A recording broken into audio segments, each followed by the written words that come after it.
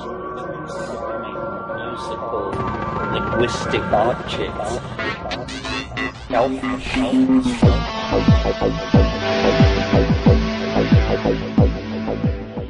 Greetings from Cyberdelic Space. This is Lorenzo, and I'm your host here in the Psychedelic Salon. And I'm happy to announce that our websites are somewhat back up and running. However, the transition from a shared hosting environment to our own dedicated server still has a week or more of work ahead of me before it's completed. But things are actually progressing nicely, and thanks in no small measure to some of our fellow saloners who have either bought a copy of one of my books or who made direct donations to the salon. Your help and support are greatly appreciated, and hopefully you've already received my personal thank you message, unless that is you're one of the 3 people who bought one of my Kindle books from Amazon, because they don't send me any information about who you are. But that doesn't mean that I don't appreciate your support, because I most certainly do. Now, today I've got something for you that you haven't heard before. It's a recording of a conversation between 2 of my very close friends. Originally, the plan was for me to join them to record this session, but due to some unforeseen circumstances, I wasn't able to make it that day. And actually, without me butting in and adding my own 2 cents, I think that this conversation actually turned out better than if I'd been there. What you're going to hear was originally conceived of as an attempt to tell more of the story of the now legendary Entheobotany seminars that were held in Mexico, primarily in Palenque. And they were held over the course of a decade or so. And the 2 people who you are about to hear from, here reminiscing about them, are Matt Palomary and our mutual friend, Wild Bill. And after we listen to this conversation, I'll be back with a few of my own observations about the Palenque experience. But first, I think we should hear what Mateo and Bill have to say so that I don't tell some of the same stories. However, before I turn on the recording that Mateo made of their conversation, I'd first like to read part of the message on a little postcard that Terence McKenna handed to me the very first time we met. It read, Shamanic Plant Seminars, Entheobotanical Seminars in Palenque. You are invited to join the Entheobotanists Giorgio Samarini, Paul Stamets, Manuel Torres, Terence McKenna, Rob Montgomery, Ken Symington, Sasha Shulgin, Ann Shulgin, Christian Roche, Michael Bach, and Jonathan Ott. Return with us to those lush and mysterious environs of Palenque for one of our pair of 7-day intensive seminars, covering identification, cultivation, history, ethnobotany, chemistry, preparation, as well as the use of visionary shamanic plants, including psilocybin mushrooms, ayahuasca, shamanic snuffs, salvia divinorum, San Pedro cacti, and numerous others. Relax in verdant tropical splendor with a dozen leading experts in entheobotany who will detail their latest research for beginning and adept aficionados alike. Well, with a pitch like that, how could I resist? And so I went to Palenque, where on my second afternoon there, I walked down to the pool right after the morning lecture in a classroom at the top of the hill above the John Ka ruinous cabins where we all stayed. And I sat down next to a kind of a gruff-talking guy who, at the time, had dyed his short hair blonde and who was reputed to be some kind of a law enforcement officer. Naturally, I was quite intimidated, not knowing if he was a narc who was maybe there just to take our names and turn us in once we returned to the States. But the first thing that he did was to turn to me, pass a small pipe my way, and say, "Here, you want some hash?" And that, of course, was the beginning of what has now blossomed into a beautiful friendship. So let's travel back in time to those marvelous days in Palenque with 2 old psychonauts who, between them, now have over 80 years of psychedelic experience. And as you'll hear, they weren't able to stay on the topic of Palenque seminars for long, but I think that the rest of their stories you'll also find both enlightening and entertaining. Hello there. Welcome once again to the Psychedelic Salon. This is Mateo here. and I'm sitting in a wonderful natural setting with my very good friend known as Wild Bill. I like to call him Uncle Billy because I remember he told me a story about something with his nephew, and he said to his nephew something to the effect of, well, you know, your Uncle Billy's kind of got a few screws loose. And my niece was my niece. Your niece. So that endeared me to him. So what we're doing is I met Bill down in the Palenque Entheobotany seminars, and actually I actually met him in Uxmal in '98. Yeah. And we've known each other ever since, and we've done some adventures together. We've been to the jungle together. We've been to the Andes together. Yeah. We've been kind of all over the map together and done had some really awesome adventures. Friggin' hang gliding over the Sacred Valley and parasailing, all that. So we're going to be talking about the old days of the Palenque seminars. And Bill is an interesting character. He was a parole officer, and he's been a diehard student of visionary experience, and hung around a lot with Alex Grant and stuff like that. So welcome to the salon, Bill. It's really good to have you here. Hey, Mateo. How did you come about getting to the seminars, the Entheobotany seminars in the first place? What brought you there? Interesting story. I'd gone to school in San Antonio, and my wife at the time was on the executive board of IA, and they had a convention in San Antonio. So I went down. This was in the early 90s, and I walked into a magazine shop, and there was this magazine with a candy-colored mushroom on it called Psychedelic Illuminations. And I said, oh, Jesus, they're still doing it. So I immediately, San Antonio, of all places to find this thing, never saw it in New York. So I picked it up, took it back and I'm reading through it, and I'm just going bonkers, you know. And there's all this stuff about this guy, Terence McKenna. So I get back to New York, and I happen to be down in the Open Center. And there on the shelf they had his book, The Archaic Revival. I picked it up, I read it. Just blew my mind completely away. And then I saw they had a workshop with him, 2-day workshop. So I went to that. And it was just, I sat right in front. It was absolutely fabulous. About 20 of us in a room with him. So we got to spend 2 days talking to him. And he was telling us about this big conference, Entheobotany conference, going to be out in San Francisco. I forgot what year was it. Was that 96? Did you go to that? Yeah. I was there. Yeah. I was there. I think everybody. That's the first time I ever went. Yeah. Yeah, right on. Okay. I walked in. It was kind of a shock. You know, I walked in with my cowboy boots, my jean jacket with the big dragon on the back, and my New York attitude and stuff. And I didn't get to know. I really didn't get to meet any people there. But I got to see, you know, there was Carrie Mullis was speaking. Right.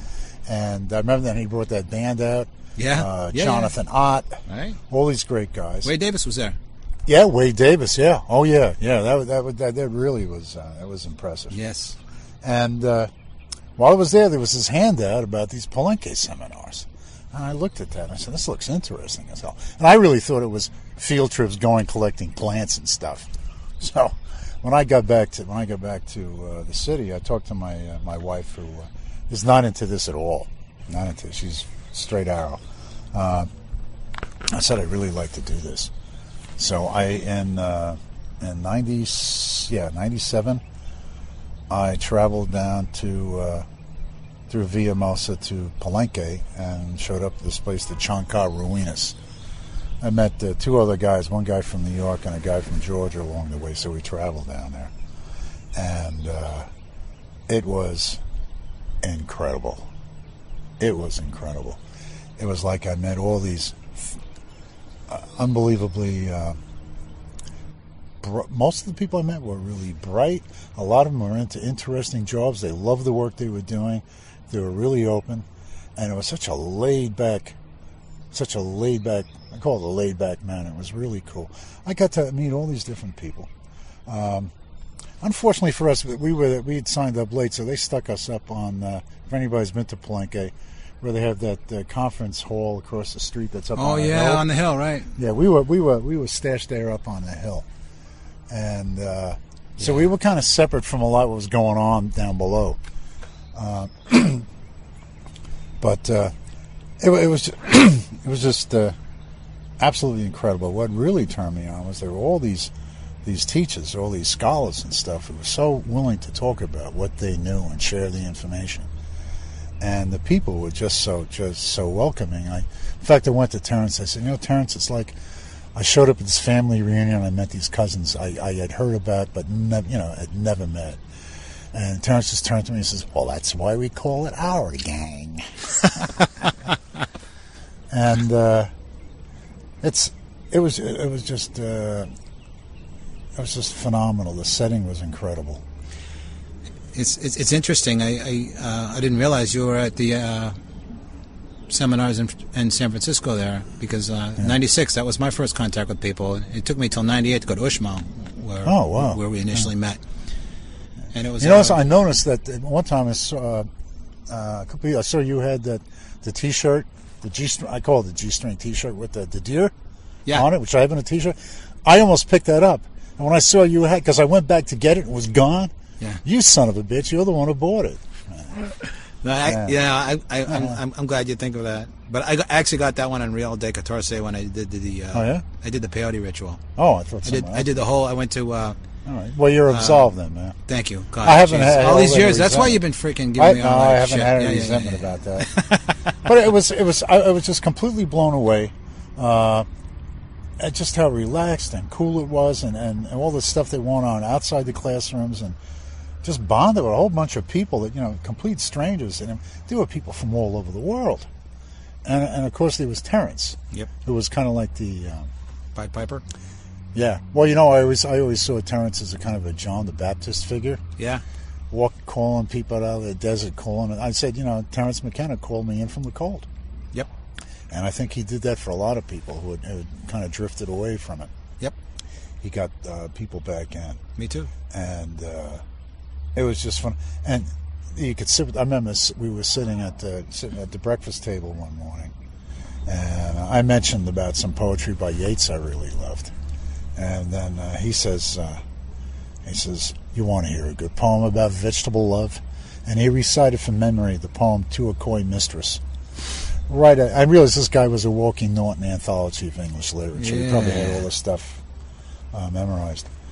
He was a fascinating character because he was a true Renaissance man. Yeah, he had his fingers and good knowledge of such a range of topics, from mathematics to poetry to Entheobotany and all sorts of stuff. He was just a phenomenal fount of information, and all the teachers there were just really up on their stuff, and it was and that's where I met Sasha Shulgin for the first time, right? And Anne, and I just immediately said, "Boy, these are the parents I never had." Yeah, they were really good. She was really straight from the heart, and he was just entertaining. And for the first time in my life, I began to get a grasp of what organic chemistry was about through his explanations. Dirty pictures, right? Yeah, it was good. And the surrounding, the setting down there in the Shankar Ruinas is just absolutely incredible. Yeah, it was magic. Yeah. I said you could spend a week down there in that crowd and not turn on, and you would still get just a beautiful buzz just from the people and the location. Yeah. And the ruins were just out of sight. Oh, yeah. I still have boxes. I haven't edited the pictures from 97. I have pictures from 97, 99. Yeah, even up in ultralight. I got some pictures of the ruins from above coming down through the clouds. Yeah, I finally bought another slide thing so I can edit, and hopefully by the end of the year I'll actually have all these pictures from Palenque. Yeah. And Uxmal as well. Not of the people, just of the ruins and the jungle and stuff. It was incredible. Yeah. Food of the Gods, Terrence's Food of the Gods is what got me back. I took a 13-year hiatus from everything. Yeah. And then when I read Food of the Gods, I was hooked, and I thought that there could be spirituality associated with psychedelics was a novel idea to me. Yeah. You know what's funny? I hadn't really done any... I only did one trip. I did most of my heavy tripping in 1970 and 71 when I was stationed in Berlin in the United States Army. Yeah. I was the Berlin Brigade Command Editor and stuff. And That's when I did a lot of, when I wasn't going to graduate school at night, I was dropping acid. Big doses. Big education. Oh, big doses. Yeah, I remember the night we did like 750 mics by accident. We thought something wasn't working and didn't come on, so we took some more, and holy shit. It was really rocking and rolling. That's also where I instead of just becoming just a jerk, in the Army Library of all places, I found a copy of the Doors of Perception by Aldous Huxley, Right. and The Joyous Cosmology by Alan Watts. And so right from the start, I just put a perspective on all that. Before I wasn't, meeting God, seeing God, divining my true self. I just wanted to rock and roll. Right, you and me both, bro. I couldn't afford to go hiking in the Tibetan Himalayas, go Discovery, but, for about $5, I could go to outer space. Right. Or inner space, as it is. So I did it for thrills and kicks. And then luckily I learned that there's a lot more going on behind this. And those two dudes, Huxley and Watts, really put everything in perspective for me. I still liked it, the thrills and shit, of course. Yeah, of course. But it gave me an idea what was on. There's actually work being done, and you're actually doing self-improvement, having fun doing it. Oh, yeah. Not always fun. Oh, I'm telling you, I really confronted a lot of things. I remember the one night when when I lived off base, boy, we're getting away from Palenque, aren't we? That's okay. We're talking about you, too. We were in this apartment we had off base. We had like huge speakers in each corner. I mean, the room was only like 10 by 10, we had huge speakers and stuff. And I remember doing a massive dose of acid, and I'm listening to Aqualung by Jethro Tull. And he gets into that thing that on the other side, he gets into the side. Some people call it anti-clerical attitude, but he was really put religion in its place. Yeah. And that was the night I really was able to scrub clean some of my Polish Catholic roots. Oh yeah. It was something else. It's a life changer.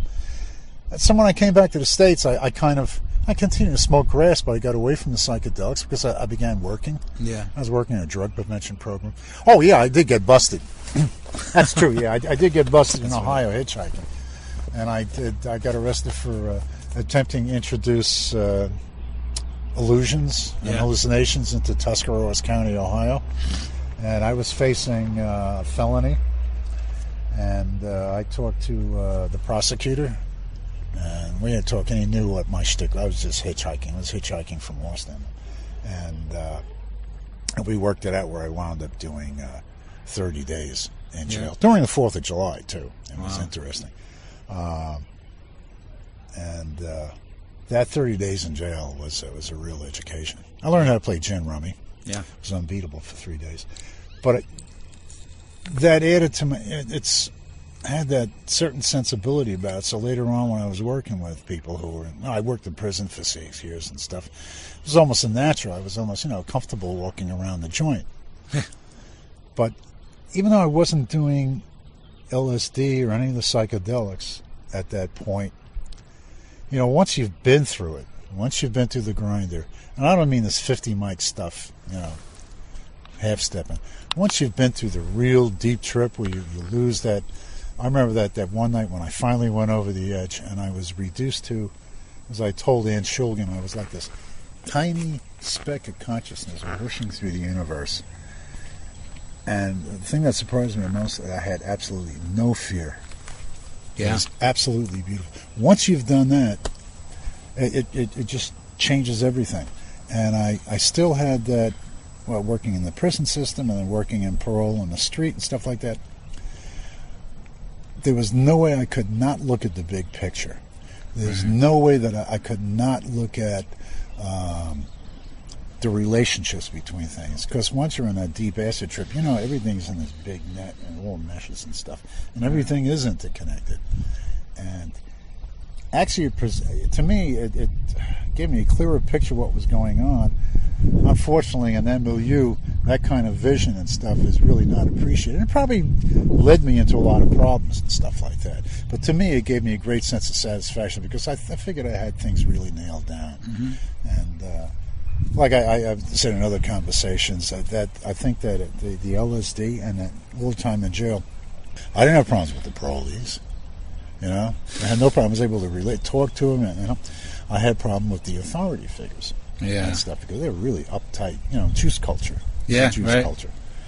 It was tough. So Now when I discovered, psychedelic illuminations, I went back to it, took another step. And I'll tell you, I think probably that's when I really started to have difficulties on my job. Yeah, because you saw the bullshit and especially all the lies and into it. the false. Yeah. Yeah. And I'm saying, you guys really don't want to do anything. You could be grinding out tortillas here at the factory instead of people. Right. But I mean, Palenque was just it just pushed me in the direction. Once I've been to Palenque, I said, no, I got to stay with this. This is the greatest assortment of bright. And there was plenty of assholes and there were fools and stuff like that. But I'd never seen that many really bright, intelligent, warm, human, easy to relate to people. And at first, I got to taste some really great hash oil. Oh yeah, it was good stuff there. I remember this brother from Indiana who used to get all the weed from the growers. He would get all their shake, and what he would do is he'd say, "Look, you give it to me, and we'll go 50-50 when I make the oil." And we were sitting there, about 10 of us sitting on this ramp, looking down into the valley, up in that high spot. Yeah, right. On top again. I remember that. Yeah. We're looking down the valley. It's evening. And he takes out this little leather case, and there are 7 vials of hash oil from dark to light. Oh, wow. And he got a little pipe out, and we started working it, passing it around. He says, all right, you guys ready for the next one? I tried another one. He got about halfway through that thing. This is really funny. He says, okay, you all ready for this one? And all of us turned as one person. It was really funny. At the same time, he said, no thanks. We've had enough. But it was really cool. A lot of good memories. And then the next year when Uxmal came up. Right. That's my first year. That was a completely different setting, man. It was... didn't quite like it as much as... the conference was great. Didn't like the setting as much. Kind of dry and stuff. Didn't have that rainforest wetness and green, the 1,000 different shades of green and stuff. Yeah. And Uxmal was quite an experience. And again, the accessibility of people. I remember the first day there, Ann and Sasha got up and talk, and I said, I've been through this talk before, so let me get out. I wanted to get out, walk around. And I ran into Peter First. Oh, yeah. He was on the steps. He's waiting for a ride. So I just wanted to tell him, because he did that great first talk about the objects that the antique dealers couldn't figure out what they were. They looked like they were for enemas, right? Yeah, for enemas and stuff. It was really funny. San Pedro enemas. Yeah, and I went to tell him, what a great time I had with it, and I figured, I'd say hi, goodbye, and all that. We wound up talking for almost an hour till his ride came. And again, it impressed me. He was a guy, real great scholar and stuff. Yep. He's willing to sit here and talk about the stuff and share all he had. Yeah. And what was significant about Uxmal, too, is that I remember when I went down to Palenque, I didn't know about bringing stuff into the country. Yeah. A lot of people didn't know. They didn't realize it's no problem bringing it in, it's just getting it out. Right. So when I went to Uxmal, I went loaded with my jar of holy shit, which was the peanut butter with the cannabis in it. Yeah. And I had mushrooms, I had all the stuff, and some weed, and I came down there. A lot of people had nothing. And I said it was kind of funny that the only guy here who has the dope is the PO? Is the law enforcement guy. Of course. And that was an incredible experience. That's when I met Amanda Fielding. Right. And Jamie, Antonio Escatado. Yep. I remember I think you guys all went to the pyramids the night Jonathan Ott got married had that wedding ceremony on top of the pyramids. Yeah. I didn't go for that. That was a powerful night. Yeah, my friend Lou and I said, we're going to hang back here. We wound up sitting by the poolside, and Antonio Escatado was talking about Thomas Jefferson. And we're sitting there, and Amanda comes up with Jamie and goes, would you gentlemen like to smoke some hashish? I said, yeah, and we spent the night there just hanging out, smoking, and talking about stuff. I remember that night at the pyramids, I ended up on 4 hits of acid, sitting on top of the Magician's Pyramid with a guy named Stuart from Australia with a didgeridoo. Oh, yeah, he was a cool cat. what was cool about that conference is at night we'd be sitting by poolside, people shrooming out, and he'd be. It sounded like he was on the roof of the hotel. Yep. But that didgeridoo would be going. Yeah. It was fueling the whole thing all night. Yeah. It was awesome. And, I had seen him in Merida the week before. I had no idea he was coming out to that thing. I said, this is an interesting dude. And he said, you want to learn how to play? Stupid. I should have said yeah. Yeah. I should have said yeah. It would have been a great... But that was cool because that didgeridoo was constantly going. I remember that night. That's the night I had one of the most incredible mushroom experiences I've ever had. I was only on 2 grams.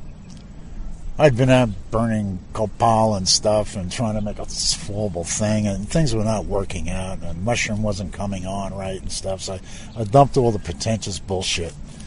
And I just took a pillow and a blanket, and I went out by the poolside, the big platform they had. And I just laid down under the sky. There was a clear sky, full moon, and things were kind of dark. And I said, come on, guys, I had trouble to lighten up a bit. And suddenly, there was this creature in front of me, entity. It looked like he had running lights all over his body of purples and different shades of purple and ultraviolet and blue and dancing in front of me, and it was just the most incredible thing I'd ever seen. And then I looked up at the sky and staring at the moon, and there was this huge diaphanous, almost looked like a jellyfish, and it was like the round corona or halo of the moon. And I said, it looks like I'm under a giant diaphanous mushroom cap. And I just sat there all night, just completely moonstruck. That's the only way I can think, moonstruck. And it was just an absolutely glorious experience. And you could see the ruins off in the distance where you guys are. I think it's 4 hits of acid and you're on top of the Magician's Pyramid's a bitch, man. I know. And that didge, man. You got to pull yourself up by that chain. Oh, and he was playing that didge, and everything was just kind of going, everything was like, off the walls and stuff. Yeah, it was really incredible. I'll tell you, Uxmal was really incredible ruins. Yeah. And that one spot where you have that courtyard, it'd be a great place to hold a concert in there. Yeah. Or do a rave. Good acoustics. Have the DJ set up and stuff. Yeah. It was even phenomenal. Knew this or not, I remember, but the guards chased us out of there about 5 in the morning, shooting their guns. Oh, I didn't even shooting guns. Yeah, they were like, get out of here, and they started shooting. Wow. I know they came and busted everything up. Yeah. We saw people coming back in dribs and drags and stuff. Okay. That was really some experience. Yeah. So, one of the things about the Palenque seminars, when I went, I recorded everything meticulously. I had boxes of tapes, and when Lorenzo started the salon, he asked me, and I gave him tapes, and a lot of the original podcasts were from the tapes that I had. Yeah. And one of the great ones was Christian Reich.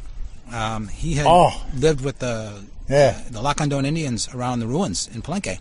Oh, yeah. And he gave us a tour of the ruins with stuff that even the tour guides didn't know, and I recorded it, right? Oh, you did record I recorded it. So Lorenzo got that. Yeah. He put it on a podcast, and this kid from China downloaded the podcast. Yeah. This is when iPods were still new, right? And he went to the ruins, and he went on the tour listening to Christian Reich on his friggin' iPod, which was great. Oh, He was special. So the great thing, and I don't want to get your take on this, I'm building up to something here, but one of the great things about those seminars is that not only did you have the psychedelic authorities, the anthropologists and professors and chemists, but you had chemists, you had writers, you had musicians, you had artists, and everybody came together with common ground. And so it was really, like you said, really amazing, bright people. It was the greatest. I mean, I'm sitting there having lunch with a guy who helped fix the Hubble Space Telescope. Right. I'm going, oh, geez, how cool is that? I mean, it's very cool. Christian, oh man, what a trip that guy was. Yeah. We met him the first time in '97 with that long hair and stuff. Right, looked like Jesus. And I remember going up to ruins. He's hanging out, talking to all the Lacandons that are there doing this, and he's rapping to them in their language. They're fascinating. He was a fascinating guy. He was. I had fun with him. When I was, in 2006, I went to Basel for the first international Albert LSD. Hoffman? Yeah, the Albert Hoffman thing with the international conference thing, and I bought his Encyclopedia of Psycho, and I got him to sign it. Oh, good. That sucker is on top. That's a great book. Christian was a real trip. And his stories about living among the Lacandon. I remember he says, when I showed up, because he had his hair just like theirs did, and the village elder said, "Oh, I've been expecting you." A little monkey came to me in a dream a few days ago and said you're going to be on your way, so you've been expected, son. And they brought him in. He was a real trip. Put him and Jonathan Ott together. It was just like it was yeah. Man, it just twisted the world around to a different thing. You didn't even have to be on drugs. And Jonathan looks like a guy who lives under a tree. Yeah. I mean, he looks like a real forest type creature. Forest creature. Yeah. But that was just amazing. Then when I went back in '99, I actually brought my wife because I figured I'd introduce her to people and see, put her at kind of ease, So I missed a lot of the extracurricular stuff. Because there was there's tons of that. There was tons of it, and so you were getting things on different levels. You were getting all the lectures all day and into the night, and then underground chemists would come and they'd have new things that they got from Sasha's cookbook. Yeah. And they were trying them out and handing them out. And so you had intellectual and experiential learning, which was really awesome. You know what I liked about that? I also felt that if you were going to try anything for the first time, this was a really good place to do it because these people knew what the hell was going on, and they really cared. They really cared about your welfare and stuff. Yeah. And that's where I did my first 5 MEO. Yeah. I was having to do it with my wife, and our friend the dentist comes up and says, "Hey, would you like to try some of this 5 MEO DMT?" And I said, "Sure." I said, "Honey, excuse me for about 20 minutes." And I remember going off a little place, and they said, "Sit here," and they handed me a pipe, and they held it for me, and they said, "Take good deep puffs," and came out, and I said, "Oh." I was trying to say, "God, it's just like mushrooms," but I guess just like mush. And suddenly it fell back, and I was falling through that, like I said, that beautiful, colorful world, and that cosmic calliope music. It's the only way I can describe what was playing. And it was like, I don't know how long it lasted, but it was just, I kept falling. It was like that scene in Alice in Wonderland, a cartoon, where she's falling down that rabbit hole and things going by. I'm down there, and I'm totally ecstatic. It's just an incredible experience. And it was cool because I felt, I was with people who knew what they were doing. I had no fear. Right. And then if I was going to run into problems, of any, that would be the place to do it. But again, having my wife there and her being not a participant, I did miss on a lot of the extracurricular stuff.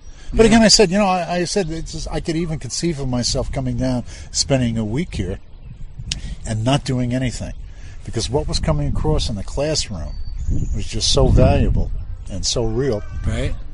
I even hate to call it a classroom. It was just kind of like people hanging out and talking, and you got a lot of information. And now I talk to people. I say, "Oh yeah, there was a guy, Terrence McKenna." I says, "Yeah, you knew him." Yeah, right. You knew him? I said, "Well, I wasn't a buddy, but I've had breakfast and lunch with him a couple of times and talk with him. And there's a whole generation out there. I really miss him. It's been, 10 years now? Yeah, it has. He was something. Yeah. He was the man. He was the, some people try to build him into a god, and she was having. He was human. Yeah, he was, and sometimes I think got things we'll disagree. Lorenzo and I disagree with him on his take on crop circles. But it was just being in the proximity of these people, and it was just God. Yeah, he was a big draw, and it was interesting because after he died, we had one more Palenque seminar, and then that was it. It just people weren't. Yeah, I wanted to go to that, but I had my heart attack a few months before that, and the doctor said, "No, you probably shouldn't travel." Actually, I think going probably would have been the best thing for me at the time. Yeah, so, right. Yeah. Working with the plant medicines. But Palenque is. There was talk of having like a reunion. Yeah, people talk about it. I don't. It's still not. It just wouldn't. It just would not be the same. We were all really living a big moment and sort of not really fully realizing it. Yeah. Well, when you're living in the middle of history, you have no sense of it. Yeah. You really have very little sense of it and stuff. Yeah. And because I remember the last time I saw Terrence in New York, we're talking there, and some kids behind me, and I said, "Oh yeah, you're playing." He says, "Yeah, I went to Palenque." "Oh wow, how was it?" Yeah. "I heard it was totally wild, totally." I says, "Well, it wasn't quite as wild as you would think it was. It wasn't just a bunch of people sitting in the jungle taking drugs and doing shit. I says it was an incredible, it was a multidisciplinary experience. Yeah. Yeah. You learned. And it was really good. But these were the guys, the true believers. These were the kids that like to, place people on pedestals and worship them as gods and stuff. Yeah. We had. You remember Giorgio Sammartino? And I knew. Oh, Giorgio, what a sweet guy. I was talking to him, and I had some questions about mushrooms in Europe, and he ran back to his space and came back and gave me. He says, "Now you're going to have to get somebody to translate this in Italian." But he handed me a stack of papers and information on use of mushrooms in ancient cultures in the Mediterranean and stuff. Palenque was also the first time I went up in an ultralight too. Oh yeah. There was an old guy that had an ultralight there, so I was deep into my photography. Yeah. And I'm getting a little space, and I take my camera up, and I'm flying that sucker and going over the ruins and coming down out of the clouds, and suddenly you see this. You see the tombs and the pyramids just starting to come up out of the mist. It was just spectacular. Slightly off topic, but along the lines, I'm curious if you're up for this. Maybe you've sort of been on both sides of the law. Yeah. You've really seen both sides. You've been deeply embedded in I the was system. a juvenile delinquent, too. I forgot to tell you about that when I was 13. Yeah, that's why you and I bonded so much, because we have that similarity. Yeah, and that's why I understood my parolees and stuff, So is there any advice you could give for, listeners, younger listeners maybe? Like I have my friend, one of my best friends, he passed away, Eric Hart, who was a lawyer. Talked about the law and what your rights are and what happens if you get stopped and all that. And I'm not looking necessarily for anything like that, but is there any advice you might give for people in terms of dealing with the system? And if you don't, it's okay. Keep a low profile. Yeah. Don't get involved with them in the first place. Right. I have a tendency to talk back. Yeah. I have problems with authority. Unless I know you've made your bones and you've walked the walk, then I'll listen up. But if you're getting pushy, because I can tell that, my thing is that 90% of the evil in this world is caused by what is known as the fragile male ego. Yeah. And I can see it. I saw it on my job, and I see it in some cops and stuff like that. Yeah. But I would say the best thing is just keep away from them. And I remember what Terence also said. We were talking about Salvia Divinorum when it was first coming out. Yeah. And funny about Salvia, that was Palenque in, was it 99? When he said, by the way, he says, would anybody like to, how many people smoke Salvia? And a bunch of people put their hands up. How many people want to talk about the experiences? No one raised their hand. Interesting. Yeah, weird. And I said, boy, this must be some strange shit. But Terence used to say, and in reference to the Salvia, he says, please, let's not blow this. Let's not engage in behavior that lands us in emergency rooms. Good. So, and I'd say that's, I can't give any better advice than that. Just take your time with, well, when I was 20 and dropping the stuff, I want to listen to this. The first time somebody handed me psychedelic, they said it was mescaline, but I know there was no synthetic mescaline out there. And then just put the purple tab in my hand, and I didn't even look at it. Put it in my hand, just popped it right away. Not even a second thought. And that's how I went about things. Now that a little bit more experience, a little bit more measured in my approach. Yeah. And I think that's a sensible way, because if you take your time, you're not going to get involved in anything that brings the attention of the medical or the police authorities. Right. And cops do not understand this stuff at all. Right. When I was still working in the Bronx, when I was in exile in the Bronx, my last year on the job, I remember they were busting people for MDMA and some stuff in the city. And they interviewed this deputy inspector in the police department. Now, I know in San Francisco every detective is an inspector, but in the NYPD, a deputy inspector is well above captain. Is a very high-placed person, Right. And this guy was talking about, this ecstasy stuff. It's a combination of LSD and speed. Oh. I said, what? And this is, and this guy's being quoted in the newspapers, as an authority. I'm saying, no, that's absolute bullshit. Yeah. But I had to keep from responding to that. I remember one time when I talked to the personnel people in Albany about people having, if you have an alcohol problem, they'll get you a rehab. If you have a drug problem, they fire you. But I thought they might do a different approach, and I remember when they were doing the, Deborah Mash was doing the ibogaine treatments. And, right. I went to them and I said, if you have anybody who's had real bad problem with cocaine and stuff, there's a really interesting new way to treat that. And they looked at me like, what the fuck are you talking about? And I realized they have no interest in salvaging people. They just throw them away. Yeah. I remember when they popped one of my guys, I was concentrating. I said, look, the guy was a great officer. I mean, come on, we can work with the dude. But they wouldn't. When it comes to, if it's alcohol, it's okay. But if it's anything else that's illegal, that's it, they're done. They don't want to know about it. They have no interest in helping people. It's interesting because what you were just saying about if you have alcohol, you can get taken care of, and if it's drugs, they treat you that way. Because I have a very good friend who got in trouble with a really small amount of cocaine. Yeah. And she was drinking, and she got busted, felony, all this bullshit, and she had to go through rehab. Yeah. And this was just within the past 2-3 years, and they showed her those pictures of holes in your brain from ecstasy. And they told her this is the truth, and she really believed it. And I got into this discussion with her, and so I finally went online and I found where it was exposed, and I sent it to her, and she's like, "Oh my God!" Oh, it's the whole thing about Rickard. Exactly, that's who was on Rickard. That fucker. Yeah, that was amazing. Where they were actually dosing the monkeys with methamphetamine. Methamphetamine. Yeah. For those of you who don't know, this government shill, Rickard, Ricaurte, I think, doctor, did this study, and he said that ecstasy puts holes in your brains, and they publish these bullshit pictures, and it could ruin you for life on one dose. One dose, and then somebody did some digging and found out that he used methamphetamine in the study instead of MDMA. And the thing is, he wasn't even aware that he was using the wrong drug. Things were mislabeled. So he says.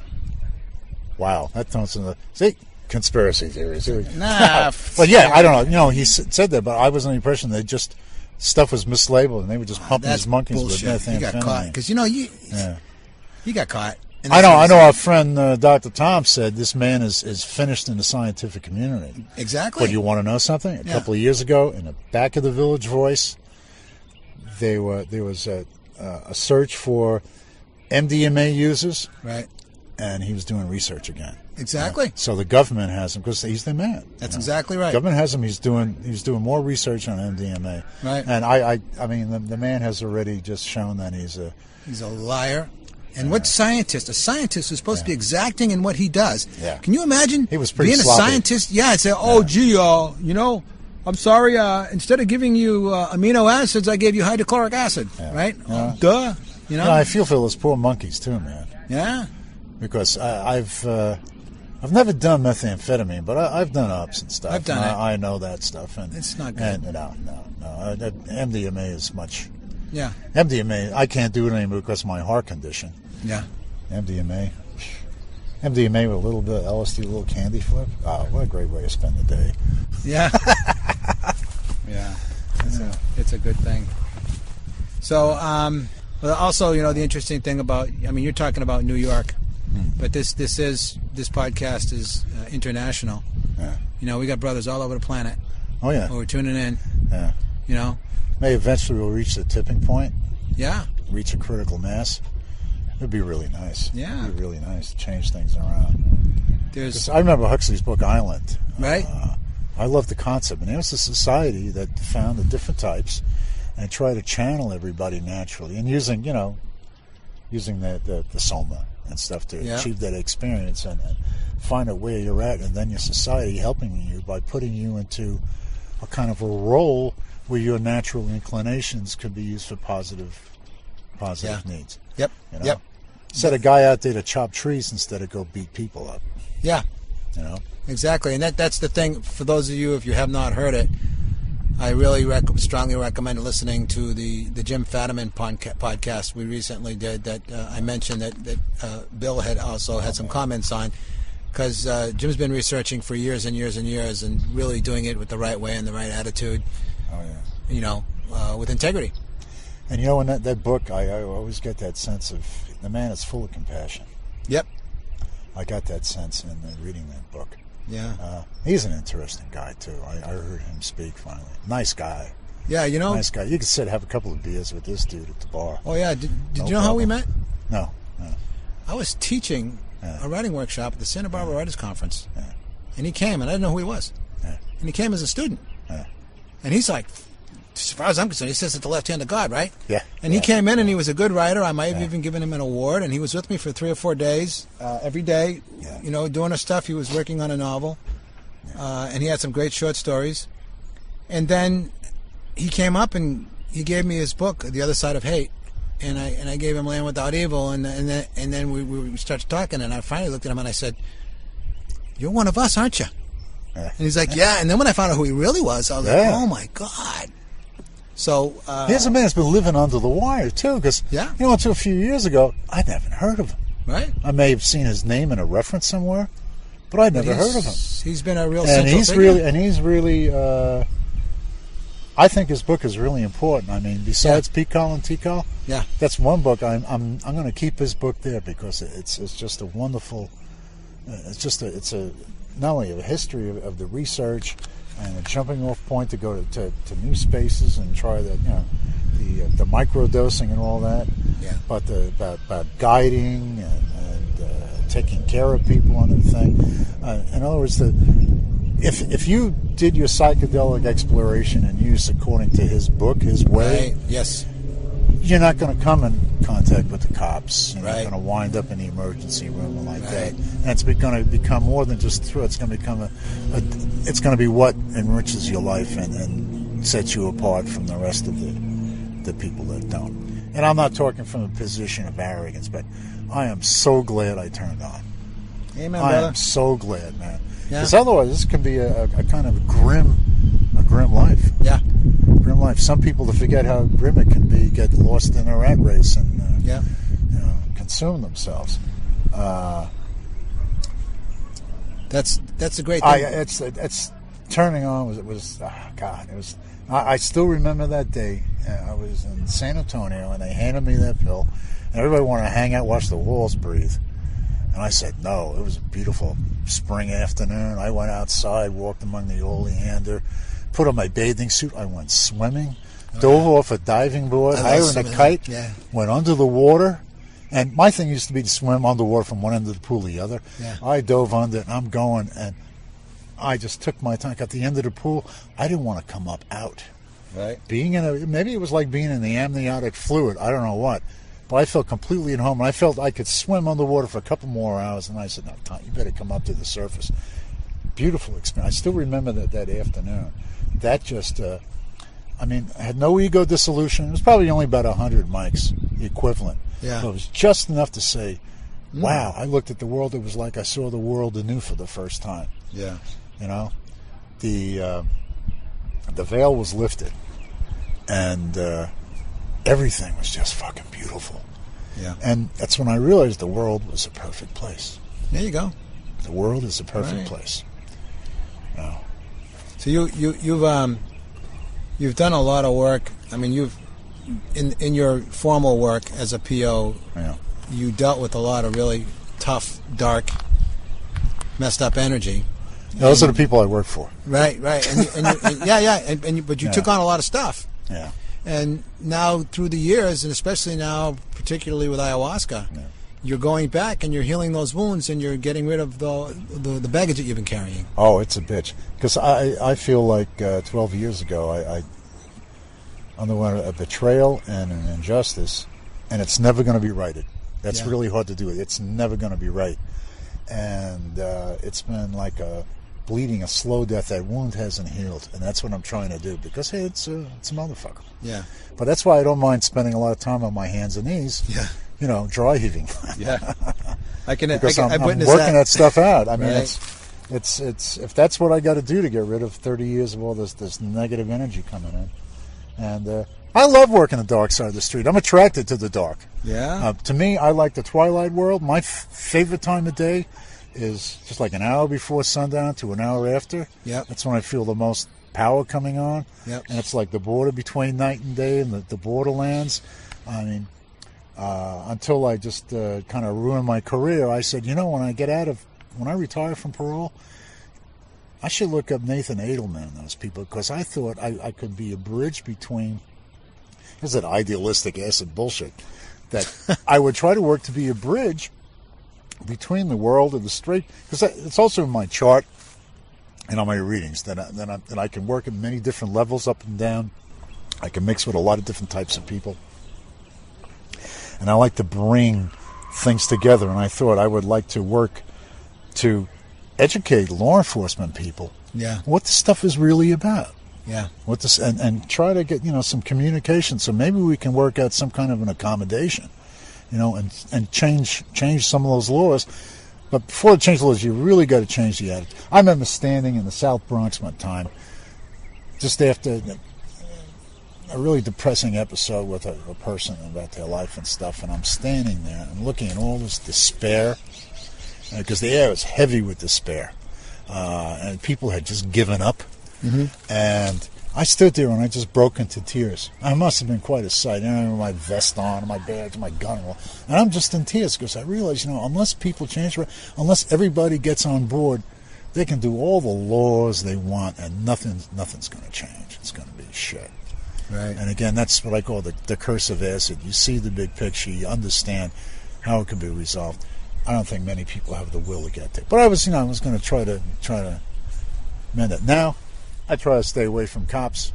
I never hung out with cops and cop bars and stuff like that. Right. And I don't watch cop movies and none of that bullshit. I stay as far away as I can from that. And who needs it, right? Just try to lead the righteous life. And there are some good people there, And there's some people you can reach, but again, there's not enough of them, And they're not going to come out of the closet, because they lose real heavy. I'm retired now. I'm retired now. So you can speak more freely. They can, they could do all, they could try to do things and threaten me with things, but I'm at the point where I'm going, I'm 65, man. How many more years I got, metal heart and all this shit. So, fuck it, So we call it bionic So Bill. I never, I'm being assimilated by the Borg. I'd really like to be able to figure out through a formula just how much of my part is artificial. I can say, I'm only 98% human. Slightly off subject with Palenque, but you've also done a lot of work with Alex Gray. Well, yeah, when I went down to what the hell's the name of it? There was a conference down at in Oaxaca. Yeah. What the hell they call that? I'll think of it. I didn't go. I know the one you mean. Yeah, John Hanna runs Hanna. it. Yeah, the great thing, one of the last. And down there, I was talking to my friend, and I said, there's not, in California, you seem to have places where you can go where you meet all. There doesn't seem to be anything like that in New York that I was aware of. A place, right? And then Alex and Allison Gray get up and do their spiel, and they talk about they're opening a Chapel of Sacred Mirrors, 27th Street and 10th Avenue, and I almost freaked out, because that's like 6-7 blocks from where I live. Yeah. And so when I got back to New York, first thing I did, I went to the party they threw, the Deities and Demons Masquerade party on Halloween. I got my tuxedo out, got a tuxedo and stuff, and some flashing lights on, and my sneakers, and I went and I started taking pictures. Because a couple of people there knew who I was, Until a guy came up and smelled the cannabis on my breath. He said, okay, he's okay. So I started hanging out there, and I've been doing a lot of photography, outdoors mostly and stuff. But I started taking pictures indoors, pictures of Alex painting, pictures of doing things, and I started handing him discs and stuff to do.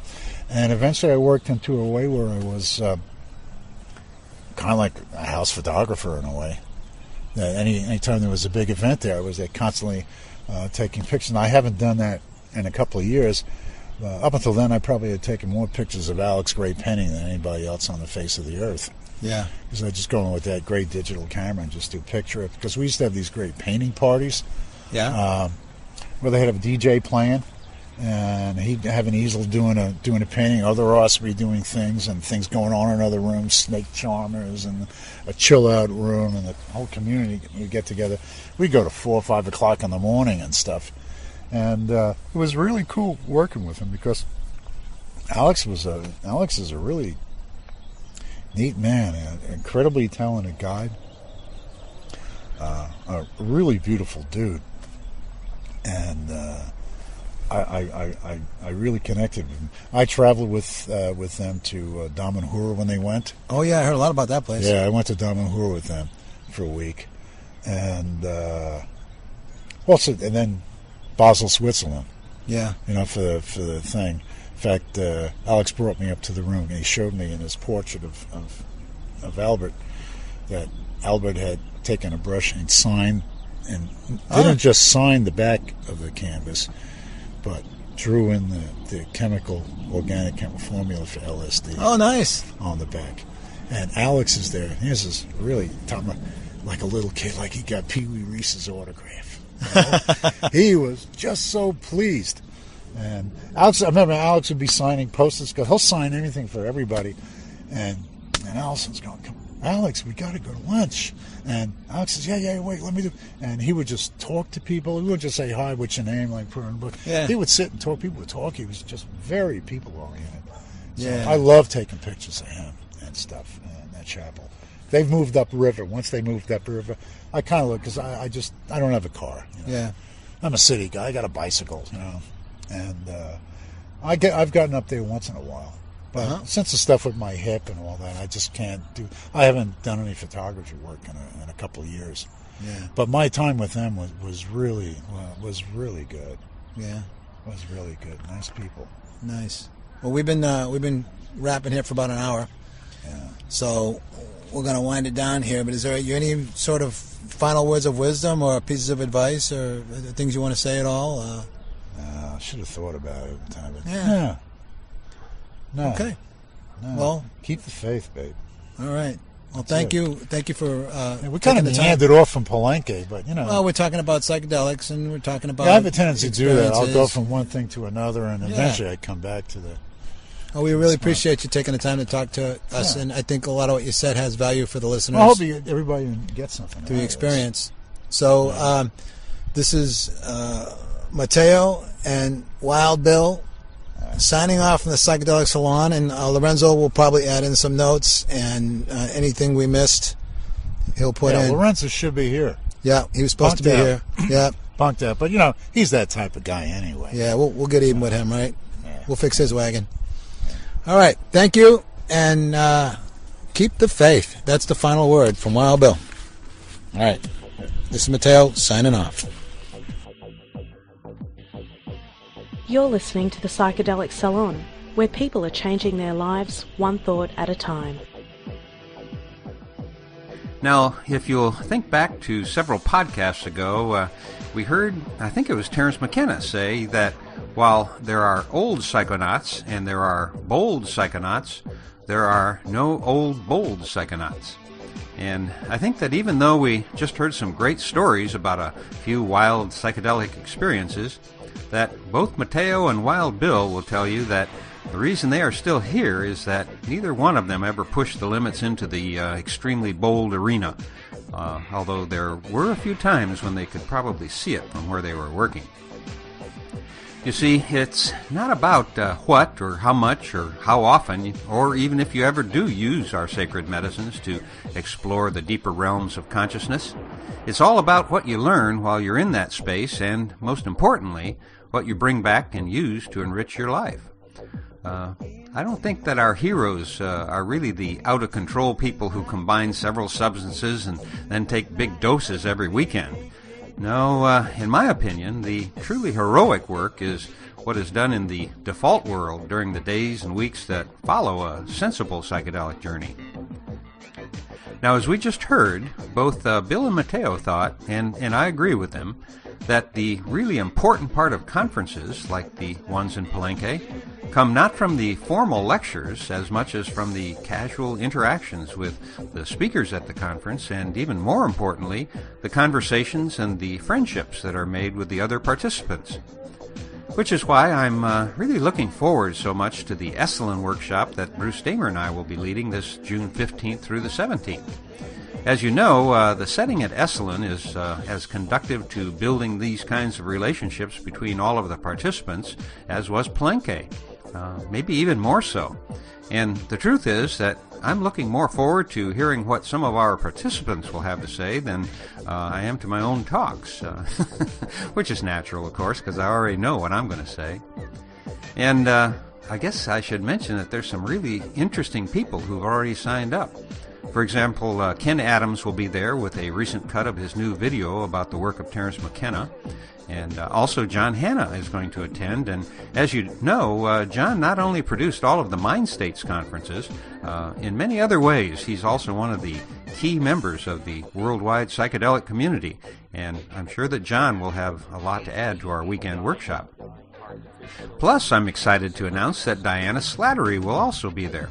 As you may remember, many of the Terence McKenna talks that I played here in the salon came from Diana, who is perhaps the very first formal scholar to have deeply investigated McKenna's work.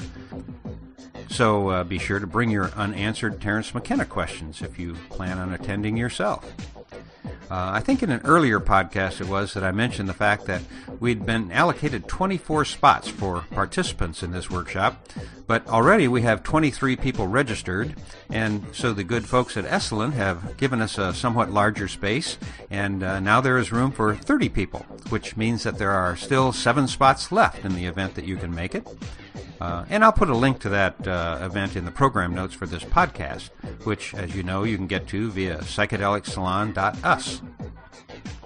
But one last point about the workshop that I should make is that it will be different from the Palenque conferences in one significant way. And that is that, unlike the conferences that are held outside of the United States, this one will most definitely not have any kind of participatory experiences included. You see, here in the United Police States of America, I'm afraid that we can only talk about these sacred medicines, but we've got to go elsewhere for the actual experiences. So, if you happen to be one of the DEA agents who are monitoring these podcasts, you can save your time and some of the taxpayers' money and skip this workshop because nothing illegal is going to take place or be discussed there. Plus, we're going to be recording all of the talks in both audio and video formats so that everyone who wasn't able to attend will also be able to hear and see it anyway. But getting back to the conversation that we just listened to, did you pick up on the fact that both of these very experienced and long-time psychonauts took a break of 10 or 15 years between their early, youthful, fun-loving experimentation with these substances and their more mature spiritual investigations with these materials? You may be surprised at how normal this is. Quite often I hear from our fellow saloners who experimented during their college days and then set them aside for a long spell before once again looking into this field. And if you stop and think about the fact that tens of millions of young people turned on in the 60s, well, what if they all come back to the tribe today? If that happened, I think we could probably solve most of the major problems of the world in short order. Or at the least, we could have one hell of a party. Well, there are a lot of other Palenque stories, as I like to think of them, and I'd like to tell them, although some of those stories can only be told in private. You know, if you think about it, there must have been well over 1,000 people who attended those conferences. And the alumni, when we meet one another, first often ask, "What week did you attend?" You see, the actual conference lasted just 1 week, but they always did 2 of them back to back. So you were either a first weeker or a second weeker. And there were about 100 people in each sold-out week. So, of course, there were a lot of people who came more than once, and in fact, at times, it seemed more like an annual family reunion. So I guess maybe my estimate of 1,000 may be a little high. But those 1,000 or so people came from dozens of countries and from every background imaginable. You know, there were students who were bumming around the world, serious students of chemistry and anthropology, people who held very significant and very public positions in both society and government. There were retired people and then guys like I was at the time, just another wage slave stuck in the belly of the corporate beast and wondering what the heck I was doing with my life. And for most of us, those days in Palenque were a transformative and life-changing experience, one without which you and I wouldn't be together here in cyberdelic space right now. But as much as I'd like to continue talking about those Palenque conferences, I've got to move on right now because there's one more thing I'd like to play for you today. However, first I have two publications that I want to tell you about, and they more or less come from completely opposite ends of the spectrum. The first is a book that, quite frankly, is for the most part way over my head, simply because I've never studied much about the subject matter. The title of the book is A Basic Theory of Neuropsychoanalysis, and it was written by W.M. Bernstein, who also happens to be one of us, a fellow saloner. I first met William at Burning Man a few years ago, and since then he's been hard at work on, among other things, this scholarly book. And the reason I want to point it out to everyone here in the salon, and not just send notice of it to the psychedelic researchers who I know are among us, is that it not only reaches into the deep world of psychoanalysis, it also includes some discussion about the role of psychedelics. And while psychedelics aren't the primary focus of the work, what I like about it is how matter-of-factly William has worked their discussion into his book without making a huge deal about it. And hopefully many more scholars in the years ahead will also be willing to write about our sacred medicines so matter-of-factly. Now, on the other end of the scale, which doesn't mean it's any less intellectual, comes a magazine titled Thought Nachos. And yes, it is all about psychedelic substances. And due to the high quality and the style of the art, I could almost call it a zine. But the overall quality seems to me to be way at the high end of the zine community and more of what my parents would have called a magazine, a rather far-out magazine, of course.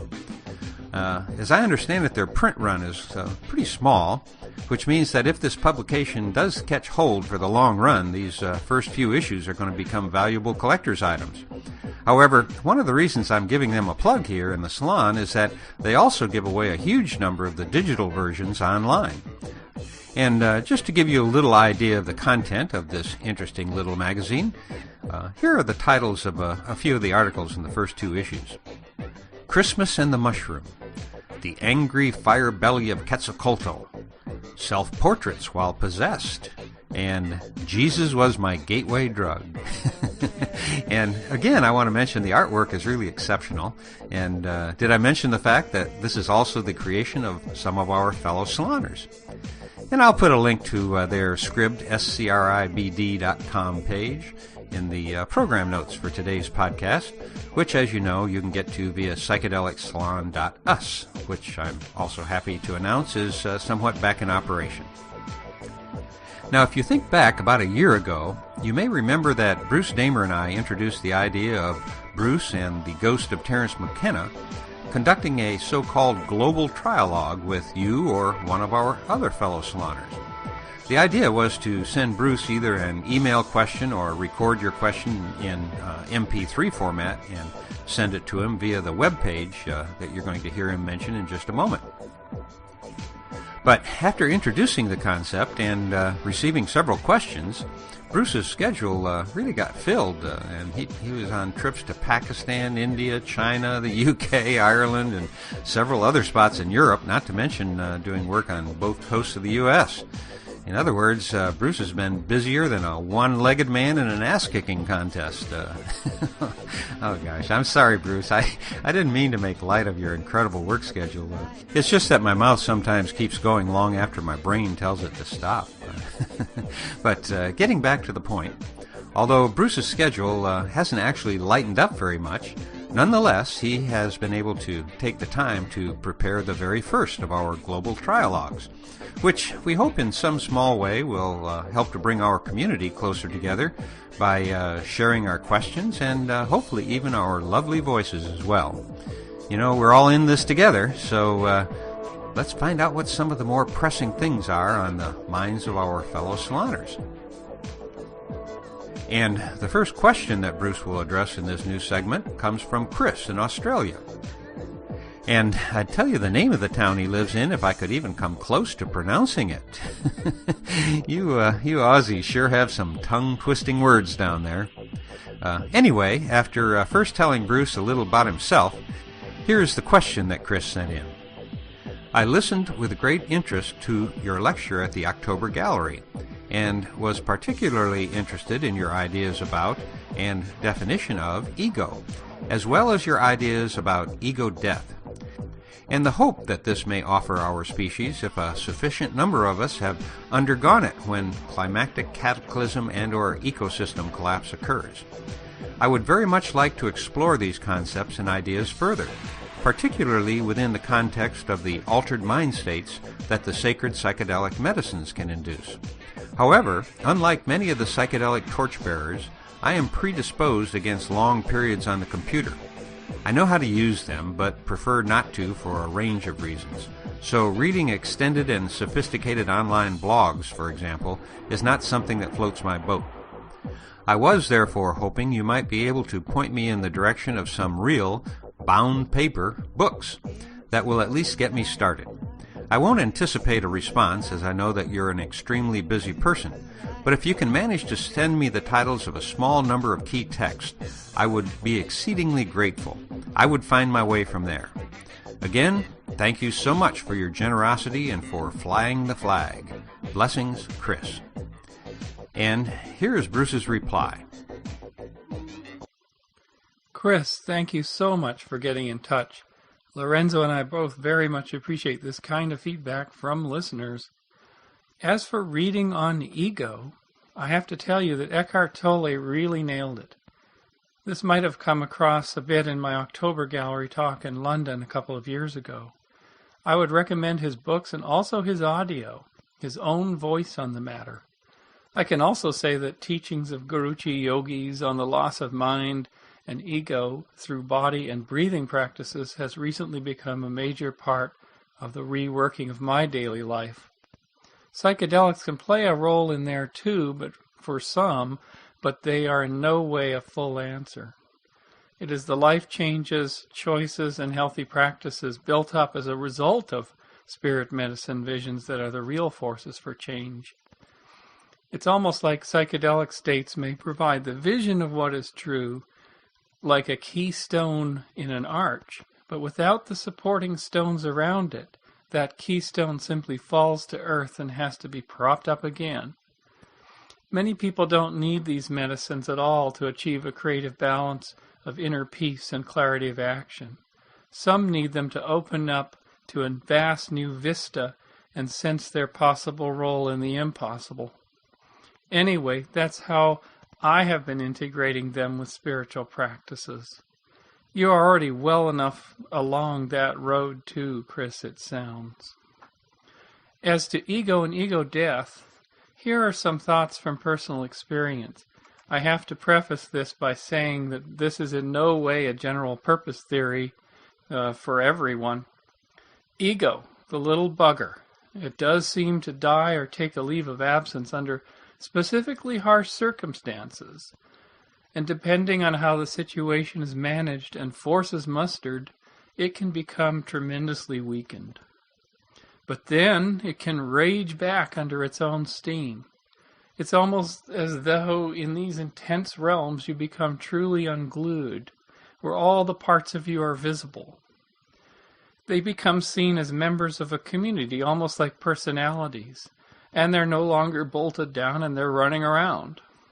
This is good if you want to reshuffle your deck, but the flip side of the loosening up of the person is that the monkey mind, the heart, the pain body, the ego, and many of the other parts just fly around and create unforeseen and strange consequences.